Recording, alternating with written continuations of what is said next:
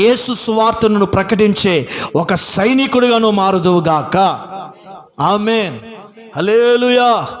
రామకృష్ణపురం పట్టణంలో వినండి, జాన్ శంకరయ్య గారు అని ఒక అంకుల్ ఉన్నాడు, చనిపోయాడు, వర్షకాలం చనిపోయాడు. ఆయన ద్వారా ఇంచుమించు నాకు తెలిసిన మటుకు ఇంచుమించు ఒక 25 కుటుంబాలను రక్షించాడు. ఆలోచన, బయట ఇది వాళ్ళ ఫ్యామిలీ అంతా, 4 అన్నదమ్ములు, 3 అక్క చెల్లెలందరూ రక్షణ పొందారు. ఒక్క జాన్ శంకర్ అంకుల్ సువార్త ద్వారా కన్నాడు. ఆయన ఒక సేవకుడు కాదు, ఓ సంఘ పెద్ద కాదు, ఒక విశ్వాసి. ఈ దినమున ఎందుకని చెప్తున్నా, ఒక రామకృష్ణపురంలో అలాంటి ఒక మంచి స్నేహితుడు, ఒక మంచి సలహాలు ఇచ్చి సేవలో ఇలా ఉండాలి బాబు అని చెప్పేవాడు చనిపోయాడు.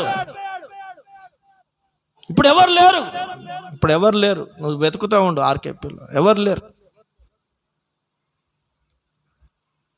అంటే ఈ దినమున మనము కూడా ఇలాగ ఎంతోమంది ఉన్నారు. మనకు తెలిసిన వాళ్ళు, నాకు తెలిసిన వాళ్ళలో అతడు ఒకడు. ఆమేన్, హల్లెలూయా. ఫ్యామిలీ అంతా రక్షించబడ్డారు. ఆ ఫ్యామిలీలో సేవకుడయ్యాడు ఒకడు, తన తమ్ముని కొడుకు సేవకుడయ్యాడు. ఇది నేను అంటున్నాను, దేవుని బిడ్డలారా, నీ ద్వారా సంఘానికి ఒక కుటుంబాన్ని నువ్వు చేర్చాలి. రెండోదిగా నీ కుటుంబం అంతా